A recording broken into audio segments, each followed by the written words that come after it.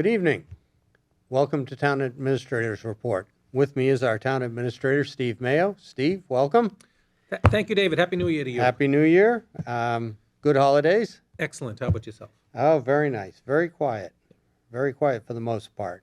But now that we're in the new year, we have to start talking about some of the things that are coming up. And the first show this year is town finances in what looks like a period of state-level austerity. Yeah, it's kind of interesting how quickly the worm can turn, isn't it, when you're dealing with the state. Well, really for the first 6 months of this fiscal year, which starts July 1st. So for the last 6 months, state revenues have not hit projections. Yep. They've been more than last year, but they haven't hit the projections. So, I kind of watch that, mid-month collections, end-of-month collections, and I look at that every month and, have noticed the trend. So the governor decided, which is the governor's right under the Constitution of the Commonwealth, to kind of stem the bleeding a little bit, cut some earmarks that were going to many communities, Wakefield being included. And, for Wakefield, we had about $50,000 in earmarks cut. We had received money for the bandstand repairs, $65,000, and these are out of the regular cherry sheet budget money. So we received $65,000 for the bandstand. That actually stayed in completely. We had an earmark of $75,000 for the library. That was cut in half to $37,500. This is for repairs to the library roof. And unfortunately, which I mentioned the other night at the town council meeting, there was a $25,000 earmark for operations at WCAT. That got cut to $12,500. So you add that $37,500 and the $12,500 up, and when I was at Herd School, they taught me how to do this, and it adds up to $50,000. So sad, not the end of the world. Certainly, we've been in an instance where the governor has cut $500,000 in our regular revenue from the state mid-year. That was in 2008, 2009. So I've been there before, but it is showing a trend. It is displaying what may come for next fiscal year. So although I kind of entered the budget season thinking about, I think we'll have a 5% net increase in state aid. I'm less positive about that than I was when I was putting the numbers together in November and December. And I will know for sure. I'll have a better inkling, I should say, at the Mass Municipal Conference 2 days from our taping this. So we'll see how close I was in my prognostication there. But that being said, the town of Wakefield is in generally pretty good shape. Right. So I would say very good shape. So I am very happy about that. But it only takes if the state catches a cold and sneezes in our direction, do we get pneumonia? I don't think that happens. I think right now we get the sniffles. But things can change very quickly. So well, and as the calendar year closed, we saw a lot of bad news financially coming over that period. MBTA now is going to require $24 billion investment to bring it up to where it should be right now. Not actually adding anything materially, just fixing all the problems. What else are we looking at that is feeding into this money concern? Well, let's talk about the MBTA for a second. So the MBTA, part of the funding of the MBTA service is an assessment to the cities and towns that have bus and or train lines going through it. And I'm not so sure if the people of Wakefield know this, but we get in this fiscal year, we're receiving $13,356,000 $886 from the state in local aid. Part of that is Chapter 70, which is earmarked for education. Part of it is unrestricted local aid, which is what it sounds like, unrestricted local aid. Part of that is charter school reimbursement for kids that go to charter schools, and some other more minor items. But the thing to keep in mind when you look at what the state is providing us in revenue, you have to turn the sheet over. They call it the cherry sheet because it used to be printed on red paper and came out in snail mail. So you have to turn the sheet over, because the second side of that sheet shows the assessments. So I'm really more interested in the net than the gross, because that's really where the rubber meets the road. So what a lot of people don't know is that the town of Wakefield is charged from that $13.3 million that we get. From that is deducted $657,000 for the MBTA. So I think we have to be considerate of this as we go forward in some outlying years. Does, that multi-billion dollars to pay for the upgrades, that's going to come somewhere. I mean, it's probably a combination of direct state earmarks, direct state funding. I imagine there'll be a transportation bond floated, because you can't come up with that quick enough, right? Right. And that'll be paid. And I think, but part of it will also be that I believe that these assessments of the cities and towns will go up. I would say have to go up to cover that. And I think the other part will be ridership fees, which will have to go up. So I think that, that whole combination of things could directly affect, what Wakefield receives as a net in revenue from the state. But I think, to answer your other question about why is this happening or how is it happening, basically, the Department of Revenue, does a projection at the beginning of the year. Okay, much like we do in the town of Wakefield, we project, what people are going to pay for local options meals tax. We project what is going to be paid for hotel taxes. We project excise taxes. We project building fees. Real estate taxes we actually know, because we know what the valuation is, and we know what the tax rate is, so we can set that. We kind of know that's the only thing we really know. These other items we don't know, and so the state is kind of in the same quandary. Right. If people aren't making money on stocks and sales of real estate and things like that, there's no capital gains. If incomes are not rising fast enough, there is not the income tax. There aren't any other local sales tax if people aren't paying for things. So I think when you look at what's happening with the state, is these core areas are coming in lower than were projected. Right. More than last year. Right. More than last year, but lower than projected. So there's a lot of reasons for that. Is the economy not as good as we think it is, or some people think it is? You go around here to every restaurant, it seems to be pretty well packed. And a lot of that, in Greenwood. Yeah. and a lot of that, and a portion of that goes to the state as well. Sure. So, but I think the big items, which are income tax and capital gains tax, seem to be not hitting expectations. So that's something that we'll have to keep an eye on and watch over the next few years. Now, On the income side. On the expense side, that's other things. right.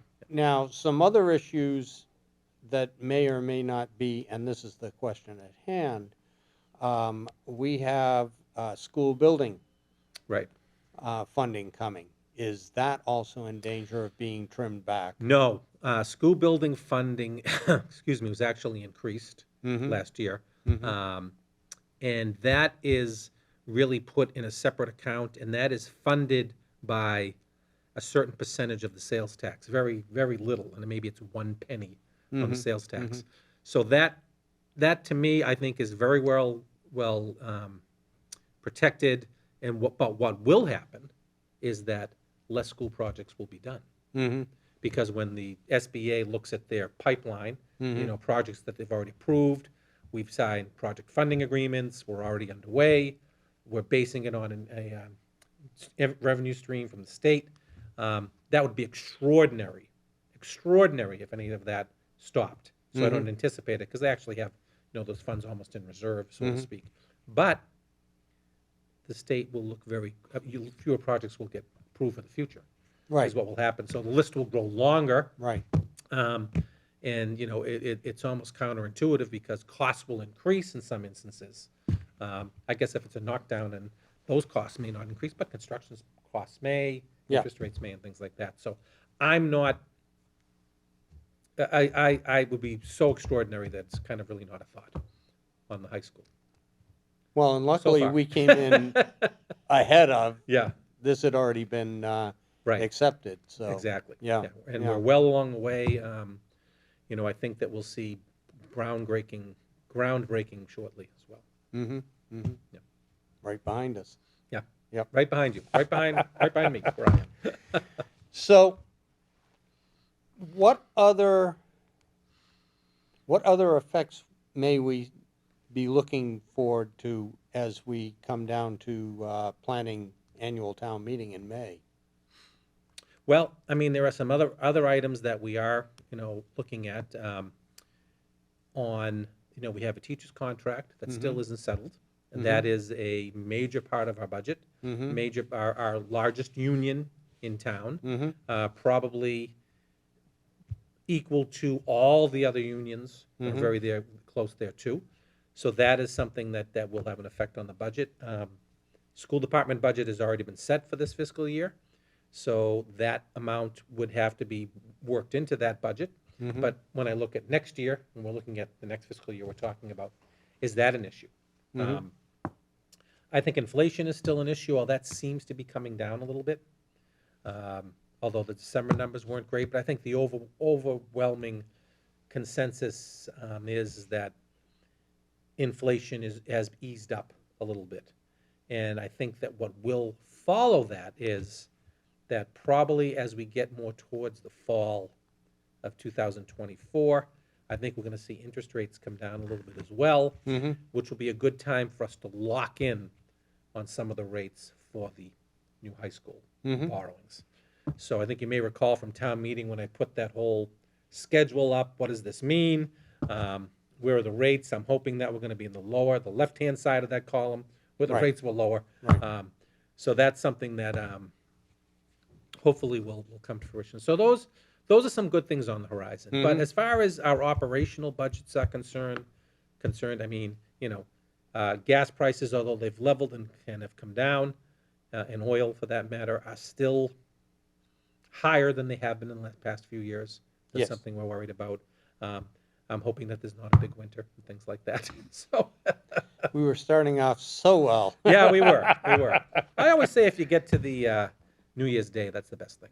Yeah. If you get to New Year's Day with no snow, you get through that, you're okay. A little dusting on Christmas Eve is okay, but that's about it. Well, yeah, that's for the view of the Yes, thing. that's right. Curry and White knives. Christmas. Yes, absolutely. So, what other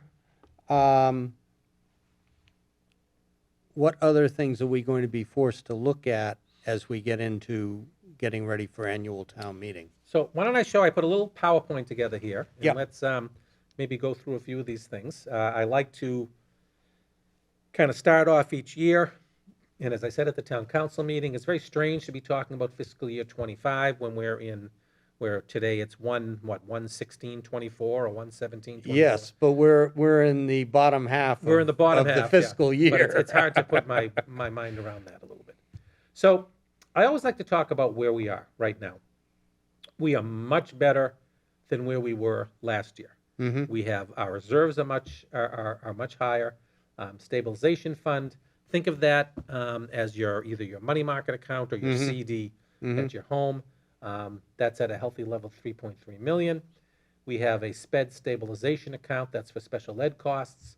That's really if we can't get the money back from the state for special education. That was set up a few years ago, and that's got a little bit of money in it.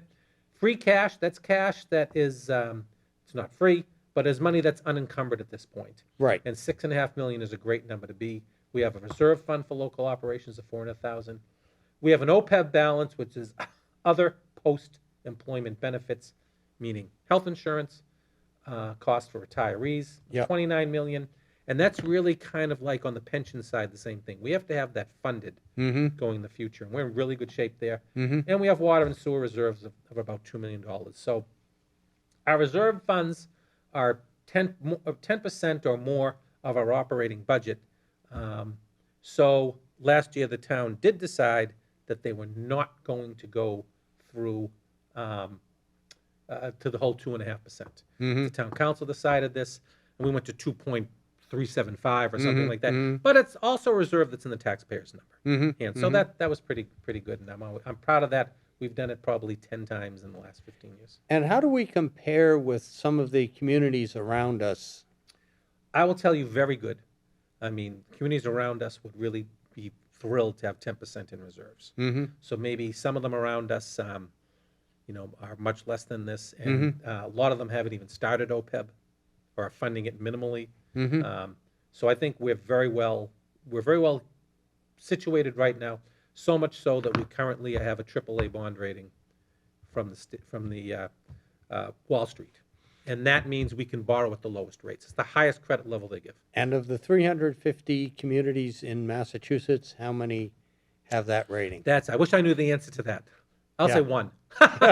No, actually, I think that in this general area, there's a lot of AAAs, AAA pluses, double A's. So I think really when you go here, in suburban Boston, most of us are pretty good. I think some of the larger cities, some of the gateway cities have a problem with that. But a city like Somerville that has done all this building and everything and has lots of free cash and reserves, they're probably in a AAA area as well.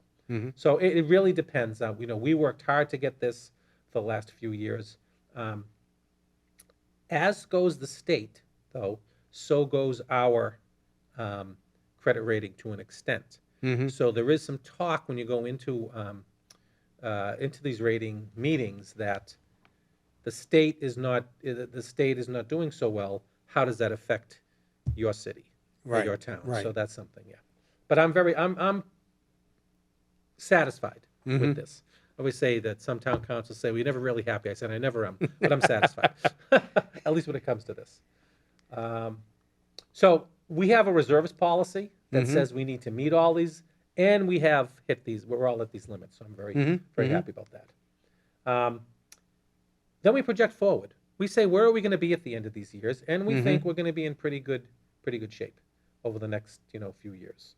Again, this is contingent upon things being pretty well copacetic, but I feel confident that we're in pretty good shape over the next few years. These policies that we have really, I think, are a combination of best practices in the area. It provides some directions for future policymakers to say, hey, why do we have 10% reserves? Why do we look at our other revenues conservatively? And there's a lot of explanation in there, and it does leave in the AAA bond rating. So budget priorities, there's a lot of priorities that we look at. I always say public safety, including mental health and substance abuse, is number one. If our people aren't safe in this town, what difference does it make? Done a lot of work in road sidewalks and streetscapes over the last few years. That's going to continue. Accessibility is a big issue as well, and you see that every sidewalk and crossing that's put in now has a accessible ramp on it, things like that really makes it easier.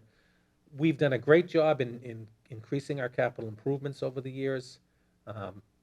And I think sustainable economic development is going to be a key for the future, not only sustainable in an economic sense, but sustainable in an environmental sense. Lake Quannapowitt, it is always looked at. One of the things that one's still one of our bugaboos. We've talked about it many, many times. Well, it's getting there. It's getting there. Education, of course, affordability, and equity are other items. So, what do I know today? Like I said, I know what our tax levy is, okay? And I know what our tax levy is now and what I think it's going to be for next year. And really, 2.2 million represents 2.5%. So if I take this year's tax levy and start with increasing it by 2.5%, I have that number. State aid, I feel a little bit less confident in right now. I thought that we would get a little bit of a bump there, particularly because there has been a real priority of the state to continue funding Chapter 70, which is the education portion of the budget. Right. If the state continues with that priority, then I think we will get close to that 14.25 million. But we'll see what happens, and I'll know more Right. the next day. Right. Local receipts, we are doing really well with local receipts, from building permit fees to hotel and meals tax, way exceeding what was before COVID. So I'm really, really very happy So we've with those. come back and then some. We've come back and then some. In Yeah. fact,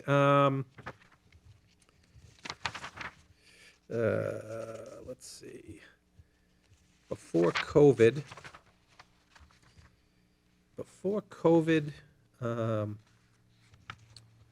we were, I can't remember these numbers anymore. We're going to hit that in another slide. Okay. But we will go that. So we are in pretty good shape, I think. Yep. So I'm anticipating revenue of close to 117 million. Mm-hmm. Also, we've done very good with new growth. New growth is new construction. Mm-hmm. Okay, new construction really ramps up when they're built. And last year we were blessed with the power line that went through town that really increased our new growth last year, because utilities can be taxed at a high rate. I think last year was like 2.5 million in new growth. I've ratcheted that way down to 1 million this year because we're not going to get the power line again. We only Right. get it in new growth once, but it maintains in the tax levy. But So- at the same time, we're starting to get tight on areas to build new. We're running out of that. I keep hearing that, but it just never seems to end up that way, does it? They always seem to find a spot to put to have where they end up putting the putting new construction, right? So I mean, we keep saying that, but it doesn't really really continues. Hmm. Yeah. So we have an operating budget of about 80 million, or a little bit more. Fixed costs, big part of that is health insurance. And capital, I want to continue spending $2 million in capital out of our budget each year to maintain these buildings and to maintain items like that. Articles at town meeting, the big bugaboo there is the trash article, but that's about 2.4 million. Debt service. Debt service is what we pay in our existing bonds. Right. Okay, so when you add that to the capital amount, we are spending about, out of a $116 million budget, really about 5% of our budget on capital, and that's pretty good. Mm-hmm. I mean, years ago, we were nowhere near that. So I'm very happy that that's been happening over years. Overlay account. When I say that I know that we, what our tax levy is going to be to collect, that would be if we collected everything, right? Mm-hmm. And nobody filed for an abatement, as people know they can file for. So we do put $600,000 a year into an overlay account to cover either taxes that aren't collected or people that come in and get and apply for an abatement and get lesser taxes. Sure. You know, which Sure. can happen. State and county assessments. Remember I said that page 1 is where we get our money from the state, and page 2 is where they take it away. So in page 2, and I increased page 2 amount from last year. Last year was 2.4 million, so I'm increasing it by a good amount, about $300,000. The big ticket items here are charter school tuition Yep. and the MBTA assessment. Those two basically make up that entire $2.7 million. So I'm thinking that that's going to be a big amount this year. Cherry sheaf offsets, that's really direct aid to the library, and that's great that we get money from the state for library services. Snow and ice overdraft, we budget $850,000 a year for the removal of snow and ice. Last couple of years has been really good, but I am kind of worried about this year didn't start off so good. So hopefully we'll have some dry days coming in. Well, there is a forecast of a heat increase coming for the Northeast over the next week, so we'll see. Oh, that's good. Do some melting. We'll see. Yeah. Get rid of the ice on the So streets. that's kind of where we are from a budget level right now. Yep. Lot of details to fill in, right? Part of that 80 million on the operating is the school department. Part of it is police. Part of it is fire. So this is big. Part of it is DPW. These are big, big ticket numbers looking at it all together. But I am feeling that we are pretty good, but one never knows. So I like to say that at this point, because of the wonders of accounting in your calculator, we are completely budgeted, right? So I'm feeling like, I feel good today, but we'll know what happens as we put things together. Sure. What are my uncertainties? State aid. As I said, I thought about a net 5% increase in state aid. We'll see how right I am on that at this point in time. And we'll know that about when? Well, I'll know the first step on Monday, on this Friday. I should, if the Yeah. state releases those numbers. But that's called the House One budget. That's the governor's budget that they present to the House. It then goes to the House and is debated. It then goes to the Senate, is debated. Then goes to a committee and is debated.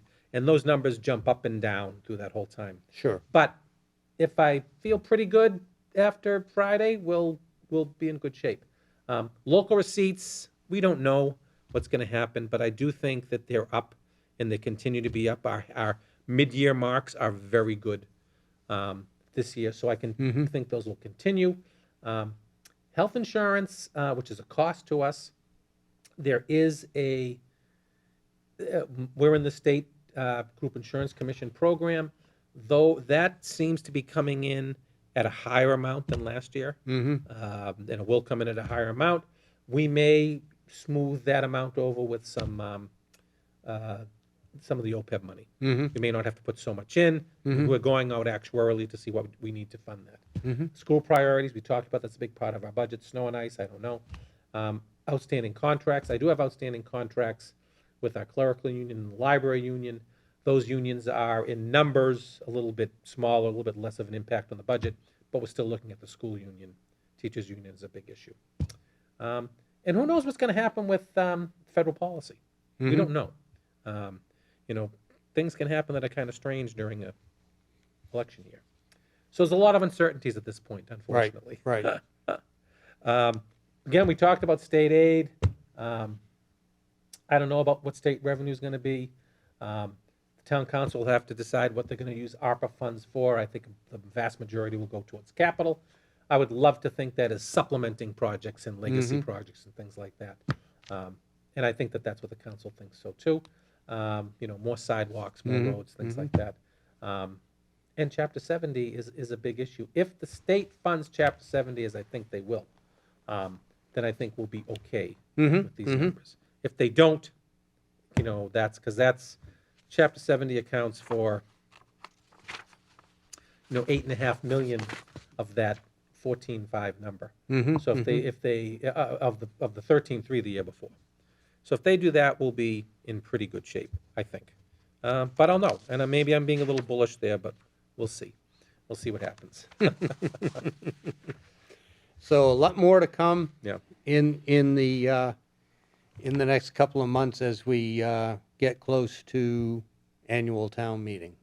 Yes, a lot more, and each budget, as you know, is looked at very carefully, looked at line by line by both the town council, various subcommittees and the finance committee, and by you people at home who vote on it at town meeting. Right. It's very different than a city where a lot of cities will vote on their budget on June 28th with very little public input.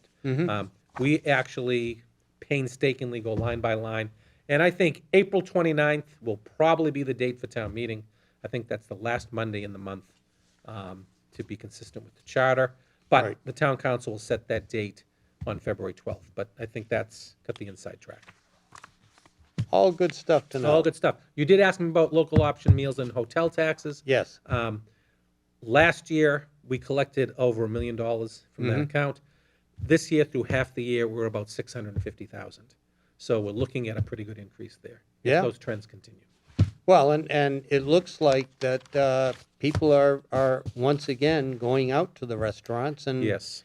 All of the restaurants in town seem to be pretty busy most nights. Extremely busy. And another item is excise taxes, and excise taxes are the taxes that you pay on your automobile that are garaged in Wakefield. And, one thing that is a very positive item of the new construction, is that there are more cars registered here, and that does give us more excise tax. So hopefully all those will come to play. Excellent. Excellent. Well, more to come. More to come. More to come. And please stay will- tuned to yeah. us as we go through this over the next few months as we come up to annual town meeting. In the meantime, thank you for joining us. See you next time. Thank you.